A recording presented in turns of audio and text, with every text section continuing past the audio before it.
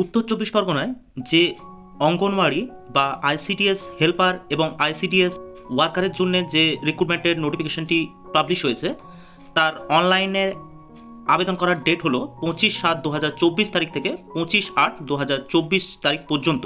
Application form for requirement of anganwadi worker / anganwadi helper of different ICDS project under north চব্বিশ পরগনা।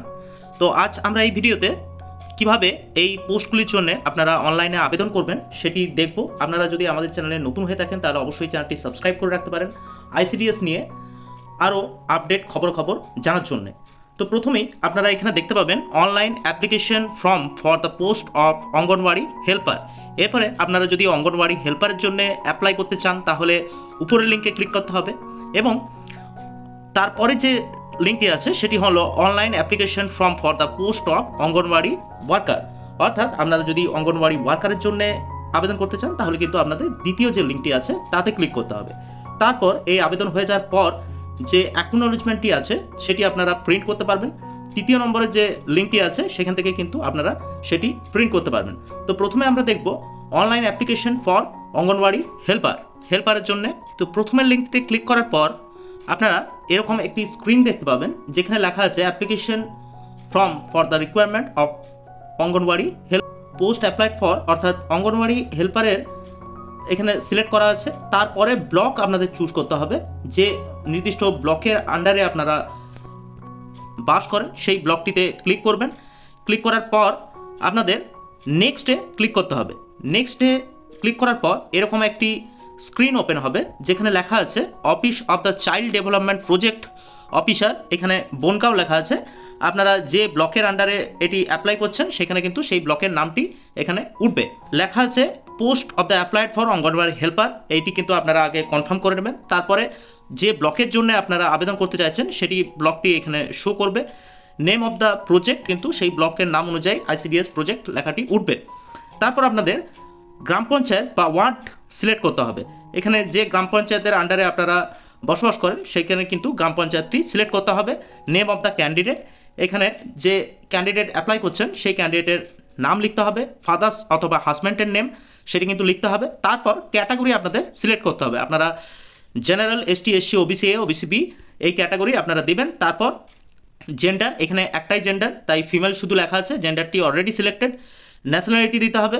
এরপর EWS যদি কারো থেকে থাকে তাহলে সেটি ইয়েস করবেন, যদি না থেকে থাকে তাহলে নো করবেন। পার্সন উইথ ডিসেবিলিটি যদি কারো থেকে থাকে তাহলে সেটি ইয়েস অথবা নো। ডেট অফ বার্থ আপনারা লিখবেন, চুজ করবেন, সেটি একবার ভেরিফাই করে দেখে নেবেন। এরপর আপনাদের এজ লিখতে হবে অ্যাজ অন 1/7/2024 বেসিসে আপনাদের যে এজ সেটি কিন্তু দিতে হবে। এখানে মোবাইল নাম্বার, আপনাদের যে নির্দিষ্ট মোবাইল নাম্বার আছে এবং ইমেল অ্যাড্রেস আছে সেটি কিন্তু দিতে হবে। এরপর অ্যাড্রেস আপনাদের পুট করতে হবে, যেটি ভিলেজ নেম, গ্রাম পঞ্চায়েতের নাম এবং ব্লকের নাম, পোস্ট অফিসের নাম, পুলিশ স্টেশনের নাম, ডিস্ট্রিক্ট এবং পিনকোড। আপনাদের প্রেজেন্ট অ্যাড্রেস আর পার্মানেন্ট অ্যাড্রেস যদি একই হয় তাও দুবার সেটি পুট করবেন। একই রকম ভিলেজ নেম, গ্রাম পঞ্চায়েতের name, block name, post office, police station, district এবং পিনকোড।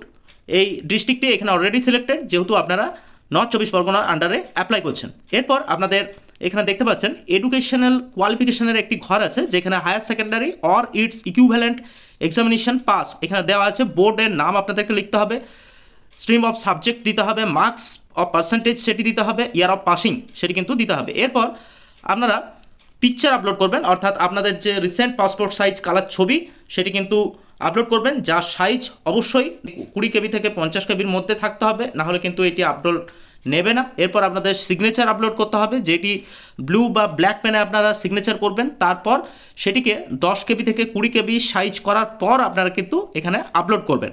এরপরে এখানে একটি ডিক্লারেশন দেওয়া আছে যেটি আপনারা পড়ে নেবেন। পড়ার পর এখানে যে ক্যাপচা কোড আছে সেই ক্যাপচা কোডটি কিন্তু এই যে বক্সটি আছে এই বক্সে এন্টার করবেন, তারপরে সাবমিটে ক্লিক করবেন।